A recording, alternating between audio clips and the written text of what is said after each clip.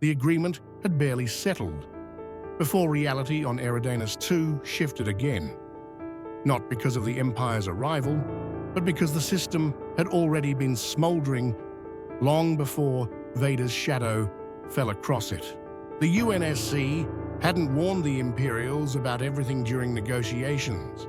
They didn't mention that Eridanus II had been a pressure cooker for years, or that Colonel Robert Watts's insurrection had torn the system open in 2513 and never truly closed again. By 2516, the rebellion had been pushed off-world, but not extinguished. Watts and the bulk of his forces had slipped into the Eridanus asteroid belt, carving Eridanus Secundus, a hollowed-out, armored fortress, into their sanctuary.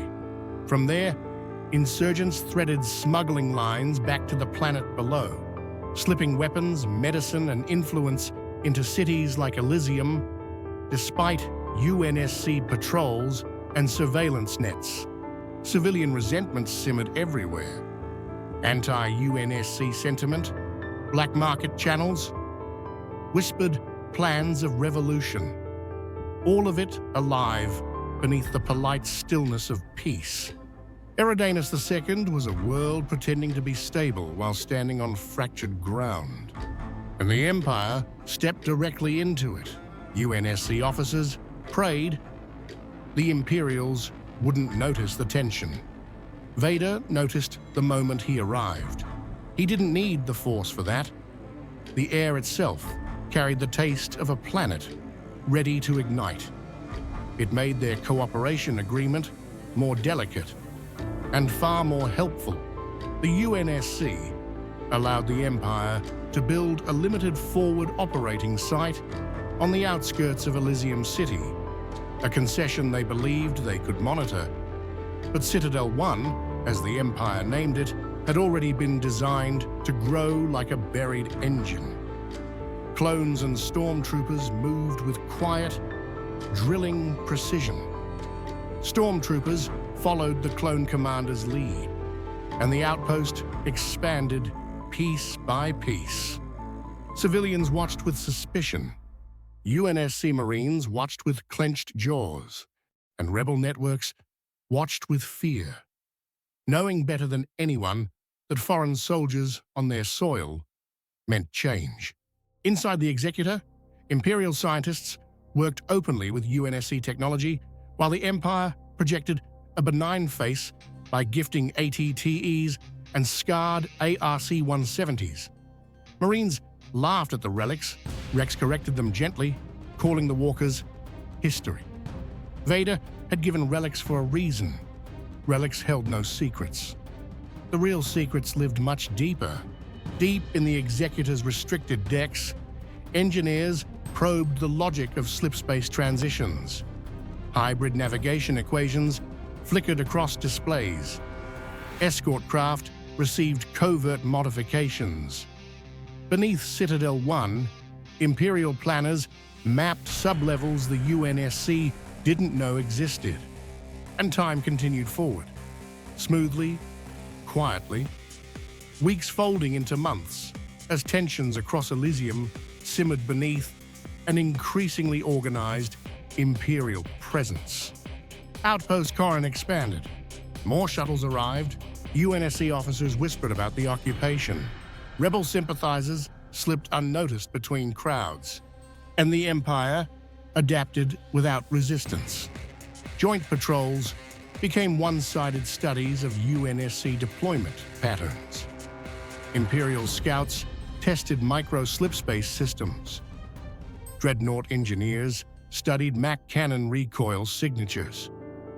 Droids mapped the Eridanus belt with chilling efficiency. Meanwhile, in her dimly lit office, Dr. Catherine Halsey sifted through psychological profiles and genetic reports. She saw Imperial discipline, biological uniformity, and perfect synchronization, traits humanity could never replicate naturally. The Spartan II program took shape not through kidnappings, but through algorithms and frighteningly precise criteria. Humanity needed an answer to the Empire, and to whatever lay beyond the edges of known space. In Elysium City, a young boy named John watched the Executor carve across the twilight sky like a silent omen. The Force tugged around him faintly, ripples around a stone not yet thrown. Oni worked in shadows as always. They pulled the acolyte deeper into their confidence, imagining they held a living blade. She played the role perfectly, warning Parangoski that Vader was building something vast and long-term, something that would crush the UNSC if they reacted too slowly. Parangoski believed her. Vader expected her to. He had never lost control of his puppet. By late 2516, the insurgency shifted again. Smugglers threaded new routes from Eridanus II. Minor skirmishes erupted in Elysium's poorer districts. Civilians muttered about martial law. UNSC squads tightened patrol patterns. The Empire watched every detail, learning, judging, and recording. One cold evening, just before the year's end, Vader stood at the balcony edge of Citadel One. The wind carried unrest from the city, murmurs of rebellion, footsteps of patrols, the tension of a world stretching thin. His gaze fixed on a modest district deep within the skyline. The home where a boy with a future neither the UNSC nor the Empire could yet fathom slept under the shadow of giants. Rex approached with a report on the latest uprisings. Vader answered only by turning toward the distant glow of the child's district, sensing the faint drumbeat of the Force wrapped around him. "A piece on the board?" Rex asked. "No," Vader said quietly. "A future." And in the Eridanus belt, hidden deep within a hollowed asteroid, Colonel Robert Watts continued planning rebellion, unaware that a far greater storm was drifting silently between galaxies. The Covenant was still 9 years away, but Eridanus had never stopped burning. The new year crept over Eridanus II without celebration. Elysium City slept under a pale winter haze, unaware that 100 shadows moved toward their futures at once. Across the Epsilon Eridani system, aboard a secure Oni transport, entering slipspace en route to Reach, Admiral Margaret Parangoski watched the acolyte through the reinforced glass of the vessel's observation chamber. The girl, calm, watchful, cold as a vacuum, stood with her hands folded behind her back, not because she was restrained, but because she understood power when she saw it, and knew how to counterfeit obedience. Oni psychologists whispered from their terminals that her responses were flat, controlled, and disturbingly precise. Parangoski ignored them. She only cared about control, and the acolyte made herself very easy to believe in. "You say Vader is building something beyond this system," Parangoski pressed. "He builds with patience," the acolyte replied, "but he builds for empire, not alliance. You must act before he tightens his grip." Parangoski studied her carefully. Oni had manipulated insurgents, warlords, and admirals alike. But this girl never behaved like someone being handled. She pushed only when the pressure mattered. She lied only when the lie advanced a plan. Oni believed they were using her. They weren't. The acolyte had seen Vader once, months ago during the negotiations that forged the fragile pact between the UNSC and the Empire. A brief encounter, a single exchange of words, a glimpse of a presence so overwhelming it carved itself into memory. She had never stood before him again, never spoken to him, never served him. She followed her own ambitions, her own instincts, unaware that her steps aligned perfectly with Vader's distant design. Just as Sidious had once manipulated a Jedi Knight into destroying his own order, Vader now shaped events with the same cold precision, not by commanding the acolyte, but by anticipating her. She walked exactly where he needed her to walk. Far below, on Eridanus II, Citadel One rose like iron geometry against the winter dawn. The outpost had grown tall enough to cast a shadow across the southern district, the district where the boy lived. Vader stood on a reinforced balcony made of dark, angular plates that shimmered like scorched obsidian. His armor was different now, subtly but unmistakably. Plating that hugged closer, joints that moved with less hiss and more strength. A faint, resonant hum of reinforced alloys beneath the surface. Beskar woven into the chest, kyber-threaded circuitry under the plating, added bracing across the helmet's inner frame. Not new armor, improved armor, for a war that hadn't begun yet.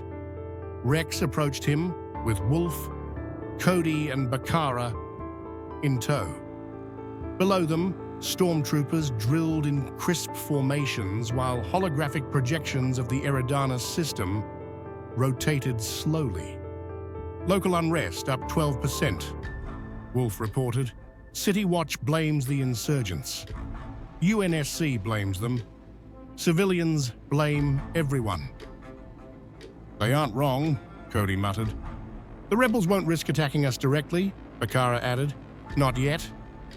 Vader did not respond. His focus drifted toward the distant district, where the boy's presence flickered like a spark inside cold stone. Without a word, he began to move. Rex watched him go. He's going to see the kid again. There's something about him, Cody murmured. Something Vader noticed before any of us. A potential threat? Bakara asked. A potential, Rex said quietly, for something more. Later that morning, John walked with a group of children toward the market center. Snow clung to his boots. His breath fogged in soft puffs. He didn't know why he stopped at the foot of Citadel One's perimeter road, only that something in the air tugged at him. The same strange feeling he sometimes had before knowing the outcome of things. A tall shadow stepped into view. Vader did not approach like an officer. He appeared, part of the cold, part of the environment, part of inevitability itself. John didn't run. You returned to the perimeter, Vader said, voice softened slightly by improved respirators. I'm not supposed to, John answered. He didn't step back. Yet you did. I wanted to see the ships again. Vader's lenses tilted slightly, assessing. Tell me, which of the ships will depart next? John frowned. I don't know. You do, look again. He looked. He watched how one craft angled differently, engines glowing hotter. That one, he said. It's almost ready. Silence. From the ridge, Rex exhaled. Force sensitivity? Has to be. Or something like it, Wolf said. Something dangerous, Bakara muttered. Or valuable, Cody corrected. Vader inclined his helmet in acknowledgement. You see more than you understand. That is rare. A faint resonance passed between them. Quiet, subtle. John didn't flinch. Potential. In the Eridanus Belt's cold shadows, the rebels of Eridanus Secundus prepared for the storm. Colonel Robert Watts leaned over a holotable as smugglers unloaded crates of stolen UNSC supplies. The hollowed-out asteroid groaned around them, a fortress carved from rock and desperation. A lieutenant approached. Sir, the Imperials. Their patrol patterns shifted again. Tighter. Watts scowled. UNSC couldn't find us. But these off-worlders, they'll map the belt in months. We're running out of time. No, Watts said. We're running out of advantages. He stared at three glowing icons. Eridanus II, Citadel One, the Executor. UNSC can be manipulated, he growled. They follow rules. The Imperials don't. Back on the planet, Citadel One moved like a living organism. General Veers oversaw Walker deployment. Admiral Piet coordinated fleet patrols. Admiral Garrick Versio reviewed security logs. Inferno Squad stalked Elysium's market district in plain clothes. Iden whispered to Del, "Local law enforcement avoids this entire block." "Paid off," Del murmured. "Or threatened," Hask growled. Sane added, "Smuggler density increased 17%. Rebel linked. They followed their target deeper. Above them, Vader stood again on the fortified balcony, improved armor, whispering with every movement. The wind tugged at his cape. The Empire expanded its reach. Oni trusted a girl they believed they understood. The acolyte walked boldly toward a future she thought she controlled. The rebels sharpened their weapons, and a boy, unaware of all of it, stood quietly at the center. Vader turned slightly, sensing something distant. Beginnings. Not of war, of destiny. Eridanus II burned beneath its frozen sky, carrying empires, insurgents, Oni operatives, and one unknowing child toward a future none could yet see, but all were already part of.